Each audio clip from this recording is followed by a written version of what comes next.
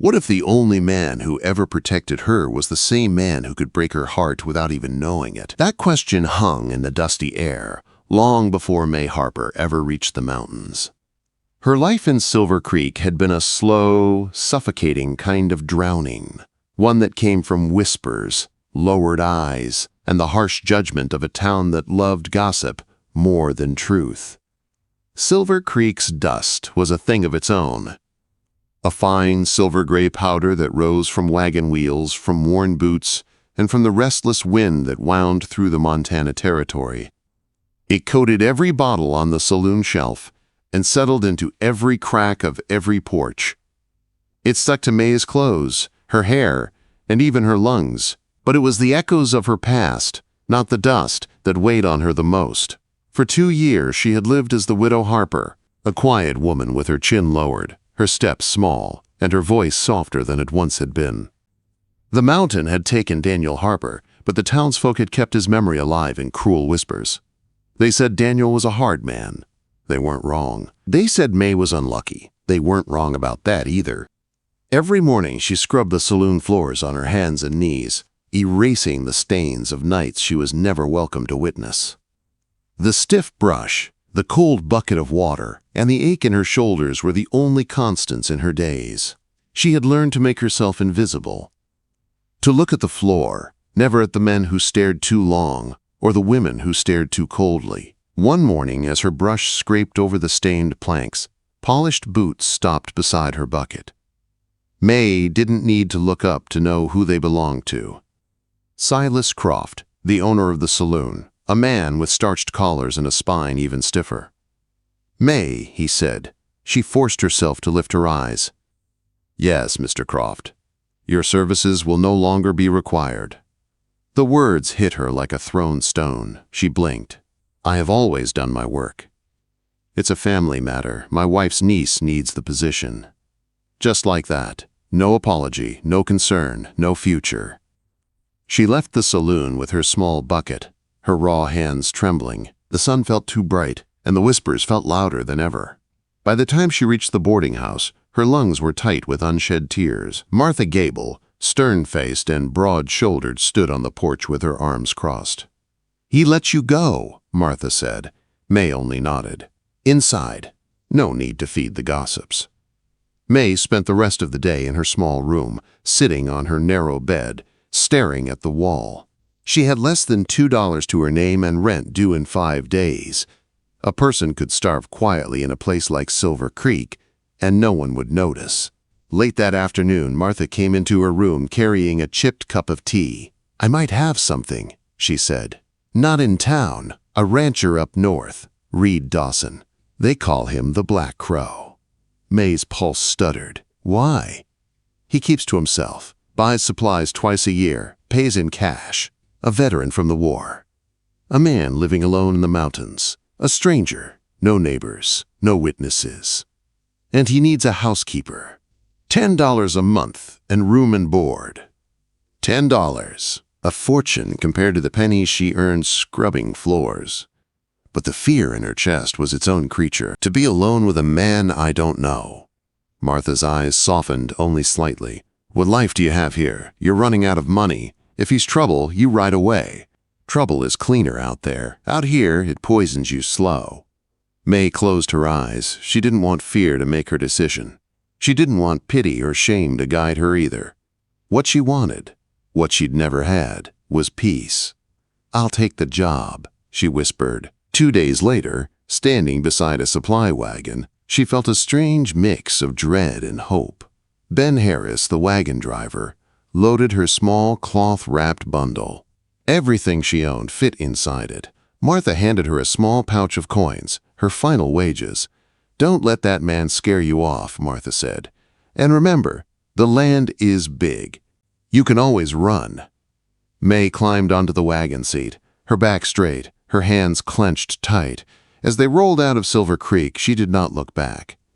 She felt as if she were shedding a skin that never quite fit. The farther north they traveled, the quieter the world became.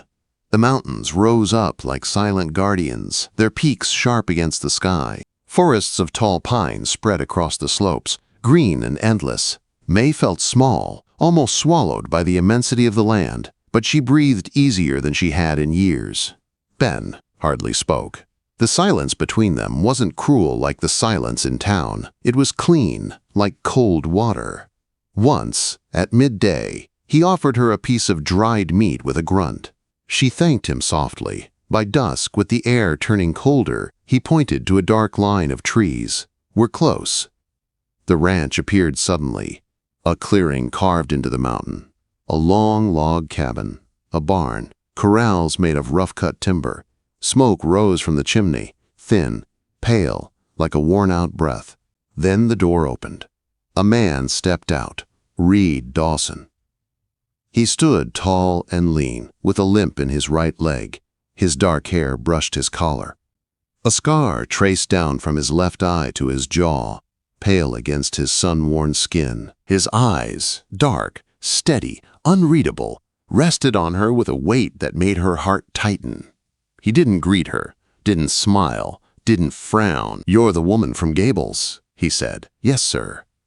"The kitchen is inside. Your room is next to it. Ben will bring your bundle." He turned and walked back toward the cabin, his limp more visible now. No welcome, no warmth. Ben began unhitching his horses. "You'll be fine," he muttered. Whether it was reassurance or warning, May couldn't tell. She stepped down from the wagon and walked toward the cabin. The twilight pressed close, the air sharp and cold. Inside the cabin was clean, but lifeless. Bare walls, no pictures, no blankets except the ones on the bunk. No softness anywhere, just a shelter built by a man who expected nothing from the world except survival. Her room was a small space with a cot and one thin blanket. When she returned to the kitchen, the silence settled over her like another heavy layer. She could leave, but she didn't. Instead, she gathered firewood and struck a match. The small flame grew, pushing back the shadows. She sliced bacon and set it in the iron pan. The sizzling sound filled the cold air, a sound of life in a place that had forgotten it. And for the first time since arriving, May felt a small, fragile kind of courage building inside her. A beginning. What if the only person who could break you was also the only one who had ever truly seen you?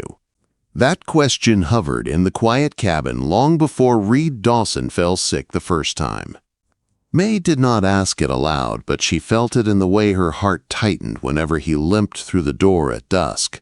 Dust on his shoulders and silence on his lips. Life at the Bar J Ranch slipped into a steady rhythm. Reed rose before dawn, tending his horses and cattle while the mountains still slept. May lit the kitchen stove each morning, building a fire against the cold and cooking breakfast. When he walked in, she would place the plate before him. He never complained, never praised. Just ate quickly, nodded once, and headed back out into the wilderness. He did not speak much, but she learned to read him. The stiffness in his shoulders after a long day, the quiet hunger in his eyes when he saw fresh bread on the table, the way he would pause at the door for the briefest second, as if acknowledging her presence without saying a word. The silence between them was strange. It was not the dangerous silence she'd known with Daniel Harper. With Daniel, quiet meant storm. With Reed, quiet meant distance, but never cruelty. Still, the house felt hollow. It held no softness, no warmth, no memory. It was a place stripped down to survival. Yet May found herself wanting to change that. Wanting to change him, not in the grand sense, not into another man, but into a man who could breathe again. Then came the storm. Dark clouds rolled over the mountains, heavy and green-gray. The wind howled. Lightning split the sky. May rushed out to gather the chickens as rain hammered down in sheets. Reed was still out, miles away fixing fence. Hours passed. The storm deepened. The cabin shook under the weight of thunder. When he finally appeared, he was soaked through, his hair plastered to his skull, his shirt torn, blood seeping from a long gash on his forearm. His horse limped behind him. He said nothing. He just brought the injured horse to the barn, his movements rigid with pain. When he entered the cabin, dripping and exhausted, he stood in front of the fire and shivered, water pooling around his boots. May watched him from the shadows. Her heart pulled tight. This strong, silent man. Everyone feared him, but she saw the truth. He wasn't a menace. He wasn't a mystery. He was lonely, hurt, carrying a weight no one else could see. She didn't ask his permission, didn't ask if he needed help. She simply went to the kitchen and made soup. She chopped onions with steady hands, boiled the chicken, stirred the pot, not out of duty, but out of something that felt dangerously close to tenderness. When she placed the bowl before him, Reed looked at it like it was a foreign thing. Then he looked at her. Something flickered in his eyes. Surprise, confusion, maybe even longing. Slowly he ate, and with each spoonful, the stiffness in his shoulders softened. He said no words, but his silence had changed. Days later, she noticed the infection. His arm swollen, hot, streaked with angry red lines. His skin pale and tight. He struggled through chores without complaint, but by evening he could barely lift a mug. The next morning he didn't rise at all. May's breath caught. She went to him. His forehead burned hot as fire. His shirt soaked with fever sweat. His injured arm twisted against the blankets. She had seen men die of infection in miners, cabins. She knew what this looked like. There was no doctor, no help. There was only her. Panic surged through her, but she forced it down. She fetched cold water, washed his face, wrung out cloth after cloth. But his fever wouldn't break. His breaths came quicker. His skin flushed red. His eyes fluttered open only to close again. He whispered broken fragments of the past, names she did not know. Please, God, not again. Her hands trembled as she reached for his shirt. She had to clean the wound. She had to. Her fingers brushed the first button. She hesitated. This felt wrong. Dangerous. Crossing a line between them, she wasn't sure she had the right to cross. But his life was slipping. She undid his buttons, one by one. Her hands shook as she pulled the fabric away, exposing the scars of an old battlefield. Bullet wounds, blade marks, places where life had nearly left him before. She cleaned the wound, heated a knife, lanced the infection. He cried out, twisting in pain. And then, through the fever, through his cracked voice, she heard him whisper a single line that stopped her heart. "Darlin, you'll drive me past redemption." The sound of it tore her open. He wasn't speaking to her. She knew that. He was speaking to memory, to ghosts, to someone he had once loved or lost. But hearing those words fall from his lips as her hands worked to save him, it hit her in a place she had locked away. Through the fever, she heard more. A name. Samuel, get down. The orchard, God, the peaches, Sam. Pain, guilt, a brother, a battlefield. For 3 days she did not sleep. She stayed by him, tending the fire, feeding him soup, washing him with cool water, listening to his delirious confessions, hearing the story he never meant to tell. And on the morning of the 3rd day, the fever finally broke. He woke with clear eyes and shame in them. She told him gently what he had said, what he remembered, what he feared. He told her the truth of Samuel, the brother he'd buried under a peach tree in Shiloh, the boy who followed him into the war and never came back out. And when she shared her own truth, that she had felt relief, not grief, when her violent husband died, his gaze softened in a way she had never seen. It was a moment of raw honesty that cracked both of them open. From then on, the house shifted. Reed began leaving small gestures for her, a bucket of fresh water, wild raspberries, a hawk's feather. She baked bread, repaired his shirts. They didn't speak often, but the silence between them was no longer empty. It was full, warm, alive, growing with something unnamed. Then came the day he said they must ride to Silver Creek for supplies. The day everything broke. In town, Jed Stone approached her. Jeering, cruel, drunk on his own bitterness. She tried to ignore him, tried to keep her head high, but he reached toward her. Before his fingers touched her sleeve, Reed's hand closed around Jed's wrist like iron. The whole street froze. Reed's silence was a deadly kind, the kind that made grown men step back. He released Jed only when fear replaced the sneer, a moment of protection. A moment that might have meant something. But then came the question, what is she to you? This was it, the moment she hadn't allowed herself to dream of. The moment he could claim her, not as property, but as someone he valued. Someone he chose. And Reed Dawson, with a face as still as stone, said, "She is the woman who works at the Barget." The words gutted her.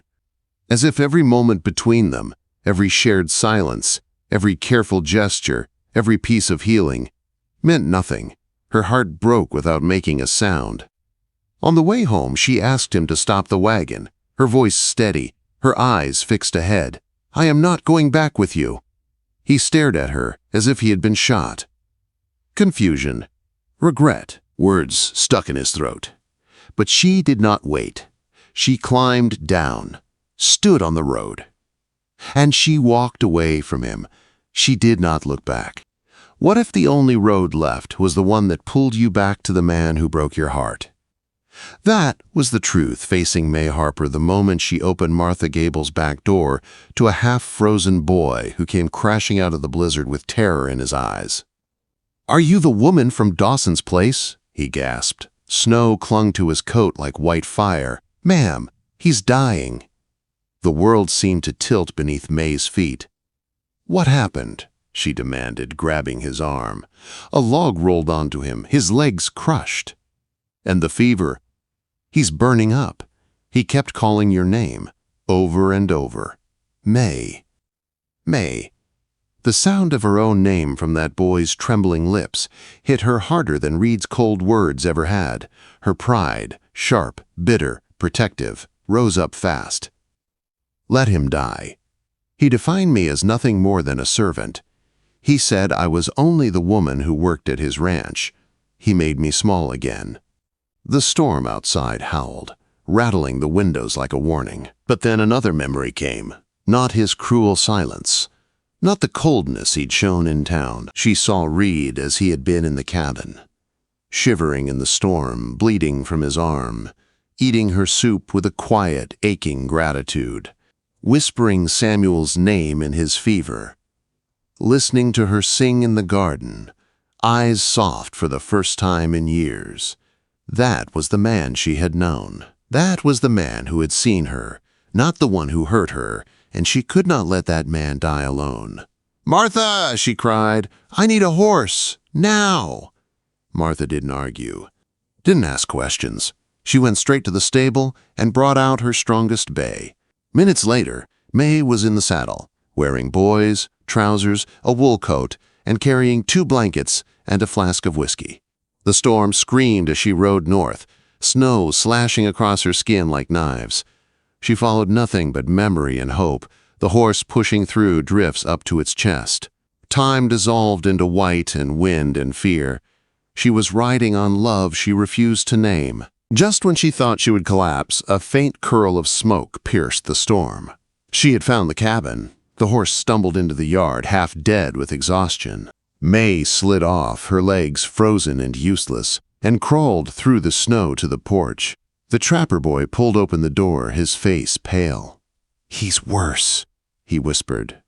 "I tried, but he needs you." Inside, Reed lay twisted in his bunk, skin flushed red with fever, sweat pouring off him, breaths ragged and shallow. His leg was swollen, his arm reinfected, his eyes wild and unfocused. May took command of the cabin as though claiming a battlefield. She lit the fire. She chopped vegetables with numb fingers. She simmered soup. She washed his wounds. She lanced his leg infection without hesitation. She wiped his face. She whispered to him through every hour of pain. "You stay with me, Reed Dawson. Do you hear me? You stay."